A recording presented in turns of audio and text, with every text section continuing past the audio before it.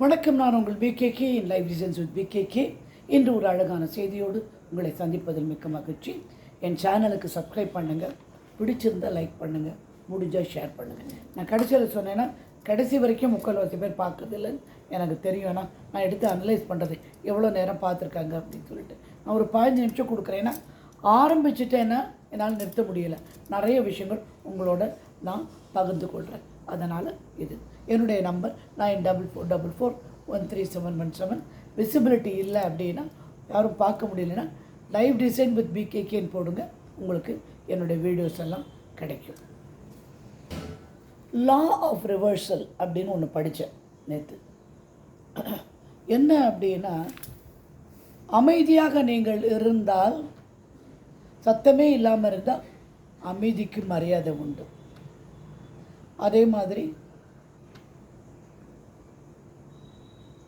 நம்மளுடைய ஒரு இடத்துக்கு அதிகம் போகாமல் இருந்துட்டோம்னா, இல்லை நம்ம வாழ்க்கையில் ஒருத்தர் இருக்கும்போது அவங்களுடைய வேல்யூ தெரியும், இல்லாத போது அவங்களுடைய மதிப்பு மிக நன்றாக தெரியும். இதெல்லாம் ரா ஆஃப் ரிவர்சல். அதை பற்றி நான் உங்களுக்கு கொஞ்சம் விளாவரியாக சொல்கிறேன். நீங்கள் எப்போவுமே எல்லாருக்கும் அவைலபிளாக இருக்கும்போது எப்படியும் இவங்க இருப்பாங்க அப்படின்னு அதான் சொல்லுவாங்களே. பிச்சைக்காரிக்கு ஒருத்தர் தினம் சாப்பாடு கொடுத்துட்டு இருந்தாங்க. அப்போ என்னாச்சு, அவங்க அடுத்த இன்னொருத்தர் கொடுக்கவே மாட்டாங்க. என்றைக்கோ ஒரு நாளைக்கு சாப்பாடு கொடுத்தாங்க. அவங்க கடவுள் மாதிரி அந்த பிச்சைக்காரிக்கு தெரிஞ்சது. இது என்றைக்கு அவள் எப்போ தான் கொடுப்பாள். அதுதான் நம்மளுடைய மதிப்பு.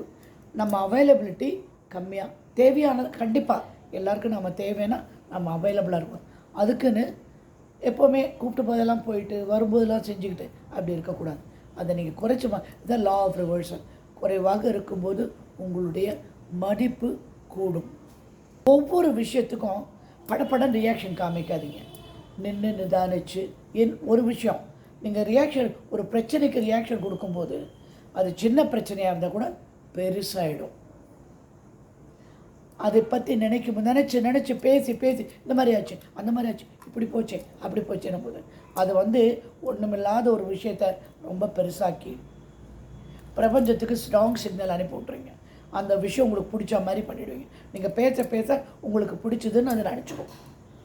அதுக்கு தெரியாது உங்களுக்கு இது தேவையில்லாத விஷயம் அப்படின்னு தெரியவே தெரியாது. அதனால் பிரச்சனையை அதிகப்படுத்தாதீர்கள், அதிகம் நினைக்காதீர்கள், அதிகம் பேசாதீர்கள். குறைவாக பேசும் பட்சத்தில் உங்களுக்கு பிரச்சனை குறைந்துவிடும். ஒரு முறை நினைத்து எல்லா பிரச்சனையும் நேற்று சொன்னது போல தான், எல்லா பிரச்சனையும் ஒரு சல்யூஷனோட நமக்கு வருது, ஒரு பதிலோடு தான் வருது. பிரச்சனையெல்லாம் நிரந்தரம் கிடையாது, அது வருது. அப்போ நம்ம என்ன பண்ணோம், அதுக்கு ஏற்ற மாதிரி நாம் அது ஓகே இதுவா சரி, இதுக்கு என்ன பண்ணலாம், இது எப்படி சால்வ் பண்ணுறது, ஒரு முடிவெடுக்கணும். அதிக எக்ஸ்ப்ளனேஷன் தேவையில்லாமல் கொடுக்காதீங்க. நிறைய ஒருத்தர் கேட்குறாங்க, ஏன் இப்படி பண்ணீங்கன்னா, நான் அது அங்கே போனேன்னா இது இப்படி ஆச்சா, இது அதனால் அவசியம் இல்லை, என்னால் முடியல, இந்த மாதிரி பண்ணிட்டேன். ஜாஸ்தி எக்ஸ்ப்ளனேஷன் கொடுக்க நீங்கள் என்னமோ தப்பு மாதிரியும் அவங்க என்னமோ ரைட் மாதிரி ஆகிடும்.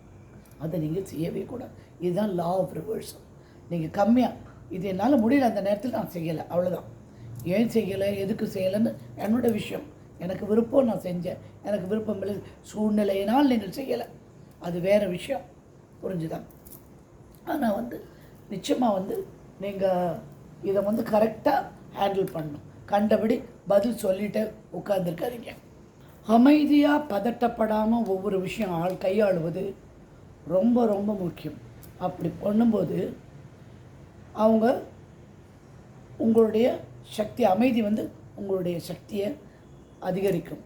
தைரியம், தன்னம்பிக்கை உள்ளவர்கள் நிறுத்தி நிதானமாக பதில் படப்படன்னு உடனே சொன்ன உடனே ரியாக்ஷன் காமிச்சு சொல்லி முடிக்க கிடையாது. மெதுவாக நிதானமாக பதில் உங்களுக்கு அவங்க சொல்லுவாங்க. அப்போது உங்களுடைய மதிப்பு உயரும், உங்கள் கையும் உயர்ந்து விடும். இதெல்லாம் எதுக்கு உங்களுக்கு சொல்கிறேன்னா, பணத்தை கையாளுவது இந்த மெத்தடெல்லாம் யூஸ் பண்ணி ஒரு பிரச்சனை வரும்போது பணத்தை எப்படி கையாளுறது, பணத்தை என்ன பணம் நம்மகிட்ட வரும்போதுக்கு முன்னாடியே பணத்தை எப்படி கையாளுவது அப்படின்னு நம்ம படிக்கணும். அதுக்கு லா ஆஃப் ரிவர்சல் ரொம்ப முக்கியம். நிதானமாக கரெக்டான வார்த்தை உபயோகப்படுத்தி சரியான விதத்தில் அதை பயன்படுத்த உங்களுக்கு உதவும். நாம் பதட்டத்தில் என்ன இப்படியா சொல்ல, இந்த அப்படி அப்படின்னு தூக்கி எறிஞ்சிடுவோம். எனக்கே அந்த பழக்கம் இருந்தது. இப்போ நான் அதை அப்படியா, சரி அப்புறம் பார்த்துக்கலாம். அந்த 2 வார்த்தையில் அடங்கி போயிடும். பணம் உங்கள் கையில் வரத்துக்கு முன்னாடி பணத்துக்கு 3 வேலை: வரவு, செலவு, சேமிப்பு. 3 விஷயந்தான் பணம். அது எப்படி வேலை செய்யுதுன்னா, வருகிறது, வந்த பிறகு அதை நம்ம இவ்வளோ தான் வருது, 1,50,000 லட்சம் சம்பளம்ப்பா. அந்த 1,50,000 லட்சம் சம்பளத்தை நீங்கள் என்ன பண்ணுறீங்க? வீட்டு செலவுக்கு பண்ணுறீங்க. ஒரு மாத பட்ஜெட் ஃபுல்லாக எடுத்துக்கோங்க. முதல்ல ஒரு வாரம் எடுங்க, இந்த வாரம் ஃபுல்லாக என்னெல்லாம் செலவு பண்ண போகிறோம். மாத பட்ஜெட் எதுக்கு முக்கியம்னா, வீட்டு வாடகை, EB bill, cable charges, EMI, இதெல்லாம் பட்ஜெட் போட்டுக்கோங்க. போக பேலன்ஸ் வருது. உணவு, பொருள், ஃபீஸு இதெல்லாம் வந்துடும். ஃபீஸ் எல்லாம் டேர்ம் எல்லாம் இருக்கிறதுனால அதுக்கேற்று அது ஃபுல்லாக பட்ஜெட் பண்ணிக்கோங்க. பட்ஜெட் பண்ணிவிட்டு என்ன பண்ணுறீங்க? பேலன்ஸ் எவ்வளோ இருக்குதுன்னு பாருங்கள். பேலன்ஸ் வரும்போது நீங்கள் என்ன பண்ணுறீங்க? வரவு வந்தது, செலவு பண்ணிட்டோம். பேலன்ஸ் இருக்கிறத கண்டிப்பாக ஒரு 500 ரூபா இருந்தால் ஒரு 100 ரூபா தூக்கி உங்களது இல்லைன்னு ஒரு டப்பாவில் போடணும். அது சேமிப்பு இல்லையா? தங்க விலை ஏறதுக்கு 1 கிராம் கோல்டு வாங்கி போடுங்க. 7,000 ரூபாய்க்கு. என்றைக்கும் காசு விலை ஏறி தான் போகுதே விட குறையவில்லை. ஸோ பணத்தை இப்படி தான் கையாள வேண்டும் என்றாலே பணத்துக்கு உங்கள் மேலே மரியாதை வரும். இப்படி தான் செலவழிக்க போகிறேன்னா வந்துடும். இதுதான் லா ஆஃப் ரிவர்சல். பணம் வருது, அது செலவு பண்ணுறீங்க. செலவு பண்ணுறது வரவும் செலவும் எதிர்க்க உள்ளது. இது வரவு, இது செலவு. அப்படின்னா இந்த வரவை எப்படி இந்த செலவு பண்ணுறோம்? திட்டமிடும்போது பணத்துக்கு உங்கள் மீது மரியாதை கூடும். அதை நீங்கள் மதிப்பீர்கள். திட்டமிடாமல் ஒரு 7 நாட்கள் என்னெல்லாம் செலவழிக்கிறீங்கன்னு எழுதி புக்கில் எழுதுங்க. 400 ரூபா பெட்ரோல், 100 ரூபா இது, 200 ரூபா ஹோட்டல், லைனாக எழுதுங்க. ஒவ்வொரு பைசாவும் எழுதிட்டு அந்த வார கடைசியில் ஞாயிற்றுக்கிழமையிலேருந்து சனிக்கிழமை வரை வார கடைசியில் பார்த்துட்டு இதில் என்னெல்லாம் தேவை, என்னெல்லாம் தேவையில்லை அப்படின்னு மார்க் பண்ணிக்கணும். தேவையில்லாமல் சில டைம் நம்ம செலவு பண்ணியிருப்போம். ஒரு மதிப்புக்காக சட்டுன்னு தூக்கி ஒரு செலவை பண்ணுவோம் 4 பேர் முன்னாடி. அதெல்லாம் யாரும் உங்களை மதிக்க வேண்டாங்க. பணங்காசு இருந்தால் தான் மதிப்பாங்க. நீங்கள் செலவழிச்சா யாரும் மதிக்க போகிறதில்ல. உங்களை பெரிய கனவான்னு சொல்ல போகிறது. அதனால் அதெல்லாம் ஒரு வாரம் பார்த்துட்டு அது திட்டமிட்டு எதுக்குன்னா, பணத்தை மரியாதை செலுத்துபவர்கிட்ட தான் பணம் இருக்கும். இல்லாவிட்டால் பணம் இருக்காது. புரிஞ்சுதா? அதனால் நீங்கள் என்ன பண்ணுறீங்க? கவனமாக ஒரு வார கணக்கு எழுதி செய்யுங்க. அப்போ சேமிப்பு எப்படி பண்ணலாம்? கடன் கொடுக்குறானேன்னு சொல்லி இஎம்ஐக்கு பொருள் வாங்காதீங்க. தேவைப்பட்டால் ரொம்ப அத்தியாவசியம், வீட்டில் ரொம்ப அத்தியாவசியம் ஃப்ரிட்ஜு, ஆஃபீஸ் போகிறதுக்கு பைக்கு, நார்மலாக ஒரு டிவி, இதெல்லாம் போதும். அவன் அதை வாங்கினா நான் இதை வாங்குகிறேன், அவன் இன்னொன்று வாங்கினா நான் இதை வாங்குகிறேன். பணக்காரர்களுக்கு இல்லை இந்த பேச்சு. மிடில் கிளாஸ், அப்பர் மிடில் கிளாஸ்க்காக. பணத்தை சேமிக்க பழகுங்கள். நல்ல விதமாக இன்வெஸ்ட்மெண்ட் பண்ணு. அதை மதிக்க என்ன சொல்லியிருக்கேன்? ஒவ்வொரு ரூபாயும் கொடுக்கும்போது மிக்க நன்றி, இதுவரை எங்களிடம் இருந்ததற்கு. சென்று வா, போயிட்டு திரும்பி வந்துடு. கூகுள் பேயில் போடும்போதும் இதே தான். ஃபோன்பேயில் போகும்போதும் சென்று வா, மிக்க நன்றி, திரும்ப வா. ஆட்டோமேட்டிக்காக பணம் வந்து எப்போவுமே உங்கள் பீரோவில் ஒரு 500, ஒரு 200, ஒரு 100, 20, 50, 10 நோட்டு வெறும்னு வச்சுக்கணும். அந்த காசு உங்களுக்கு கிடையாதுப்பா. அதை வச்சு நீங்கள் அதை பாதுகாப்போம். பணத்தை மரியாதை செய்யுங்கள். எந்த பொருளையுமே மரியாதை செஞ்சால் தான் அதுக்கு எனது மரம், கட்டை, சோஃபா, டிவி எப்படி நினச்சிக்கிறோம். அப்படி கிடையாது. அதுவும் ஓர் எஃபெக்ட் உள்ளது, ஒரு எனர்ஜி. அது ஒரு எனர்ஜி. அந்த எனர்ஜியை மரியாதை செலுத்துங்க. ஏன்னா நிறைய பேர் இப்படி வந்தது, காசு அப்படி செலவழிஞ்சு போச்சு, இப்படி ஆச்சு. அதுதான் இந்த ரா ஆஃப் ரிவர்சல். எடுத்து பணம் வருது, செலவு இருக்குது. செலவு முடிச்சானே எடுத்து வச்சுக்கோ. செலவு இதுக்கு தான் பண்ணுவேன். 4 பேர் மதிக்கணும்னு நான் பண்ண மாட்டேன். எனக்கு தேவையானது தான் நான் செலவு. என்னை மறிக்காட்டையிலும் பரவாயில்ல, நான் கஞ்ச பிஸ்னாரியாகவே இருந்துட்டு வரப்பேன். ஆனால் கடன்காரனாக இருக்க மாத்திரம் இருக்காதீங்க. கொடுக்குறான்றதுக்காக கடன் வாங்கவே கூடாது. திரும்பி கொடுக்கும்போது நான் சொல்கிறேனே, நீங்கள் ஒரு 1,50,000 பைக் வாங்கியிருப்பீங்க, கண்டிப்பாக உங்கள்கிட்ட 2,50,000 வரைக்கும் அந்த இஎம்ஐ கட்டி முடிப்பீங்க. நீங்கள் கணக்கு எடுத்து பாருங்கள். ஆனால் மட்டும் குறைவாக கடன் வாங்குங்கள். தேவைக்கு மாத்திரம் கடன் வாங்குங்கள். வாங்கின கடனை கொடுப்பதற்கு நீங்கள் கொடுத்து முடித்து விட்டேன் இப்போது பிரபஞ்சத்திற்கு நன்றி. ராமருக்கு 10 லட்ச ரூபாய் கொடுத்து முடித்து விட்டேன் இப்போது பிரபஞ்சத்துக்கு நன்றி.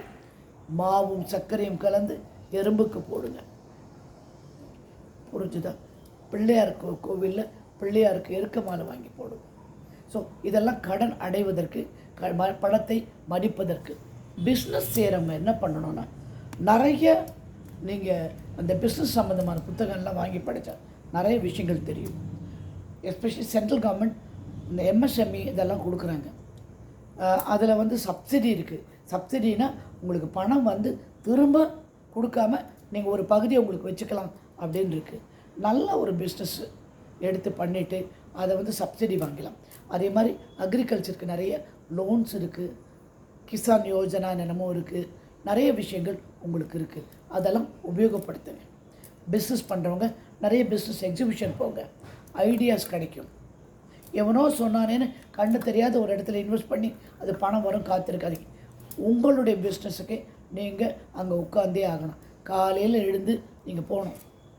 காலையில் எழுந்து நீங்கள் போயிட்டீங்கன்னா எத்தனை மணிக்கு போனாலும் கடவுளில் போய் ஒரு ஊதுவத்தி வாசப்படியில் காமிச்சிட்டு உட்காந்து கல்லா தொட்டு கும்பிட்டு, ஃபேக்ட்ரியாக இருந்தால் ஃபேக்ட்ரிக்கு சாமி, எந்த சாமியாக இருந்தாலும் சொல்லுங்கள் அல்லாஹ் அக்பர்னு, ஜீசஸ் மிகப்பெரியவர்னு சொல்லுங்கள், பிரச்சனை. ஆனால் கடவுளை நினச்சி உள்ள என்னுடைய தொழில் இன்று நன்றாக நடந்தது, இப்போது பிரபஞ்சத்திற்கு நன்றி. எல்லாம் உங்கள் கையில் தான் இருக்குது. என் வாழ்க்கை நான் செதுக்கி நானே உண்டாக்கியது. உங்கள் வாழ்க்கை நீங்கள் செதுக்கும் சிற்பி, சிருஷ்டிக்கும் சிருஷ்டிகர்த்தா. எனவே பணத்தை போற்றி எல்லாரும் சொல்லுவாங்க, இந்த அம்மா பணம் போட்டு பணம் போட்டு. பணம் முக்கியம், பணம் ரொம்ப முக்கியங்க. பணம் குணமும் முக்கியம், ஆனால் பணம் அதை விட ரொம்ப முக்கியம். பணத்துக்காக தப்பு செய்யாதீங்க.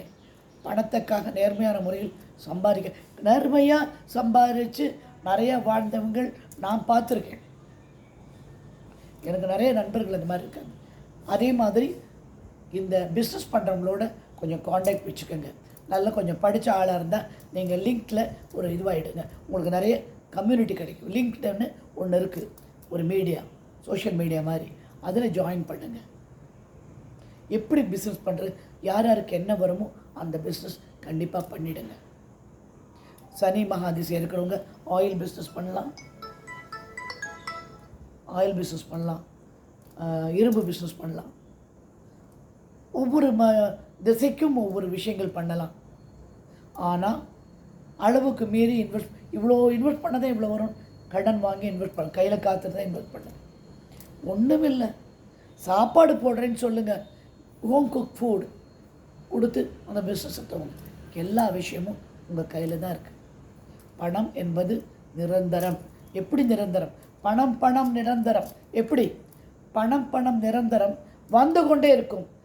எல்லா வகையிலும், எல்லா விதத்திலும், எல்லா திசையிலும் பணம் வந்து உங்கள் பையை நிரப்புகிறது. காசு இல்லாமல் இருக்கீங்களா? காசு வந்துட்டே தானே இருக்கு. அதனால தான் பணம் நிரந்தரமாக உங்களிடம் இருக்கிறது என்று நான் சொல்கிறேன்.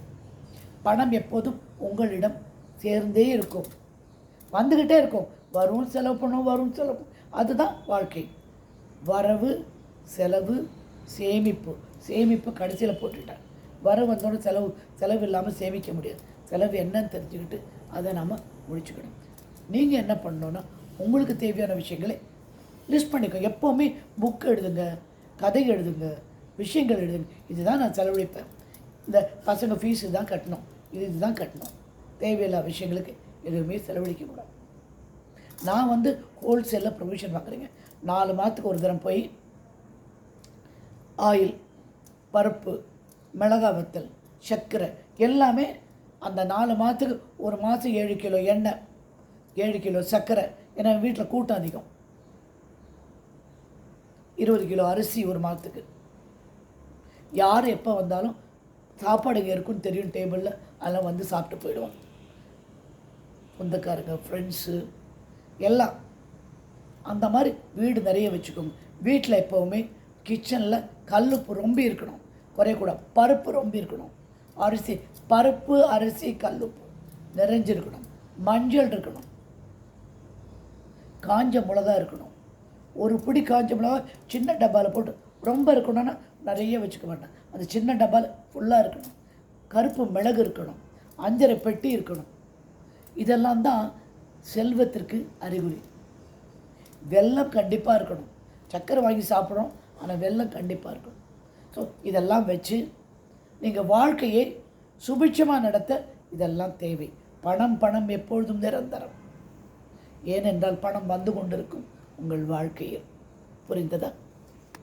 பணத்தால் ஜாஸ்தி பேருக்கு உதவாதீங்க. பணத்தால் உதவினா பகைதான் வரும். அவங்களால கொடுக்க முடியாட்டி உங்களுக்கு கஷ்டமாக இருக்கும்.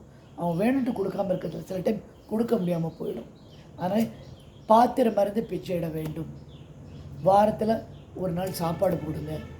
இதெல்லாம் நீங்கள் விரும்பி செய்யுங்க. உண்மையாக உங்களுக்காக தேவையான விஷயங்களுக்கு செலவு செய்ய மறுக்காதீர்கள். மருத்துவ இன்சூரன்ஸ் ரொம்ப முக்கியம். நான் இந்த வாழ்க்கை பாடம் ஏன் சொல்கிறேன்னா, பிரபஞ்சம் எல்லாம் ஒர்க் அவுட் ஆகும். நீங்கள் பேசிஸ் ஃபவுண்டேஷன் சரி பண்ணிக்கணும். ஃபவுண்டேஷன் சரி பண்ண எப்படி செலவு பண்ணுவோம், எப்படி வாழ்க்கை நடத்துவோம், எப்படி உதவுவோம், எப்படி உதவி பெறுவோம், ரெண்டுமே தெரிஞ்சுக்கணும். அதுக்காக தான் இனி ஒரு அழகான செய்தியோடு உங்களை மீண்டும் சந்திக்கிறேன். சேனலை சப்ஸ்கிரைப் பண்ணுங்கள், பிடிச்சா லைக் பண்ணுங்கள், முடிஞ்சால் ஷேர் பண்ணுங்கள்.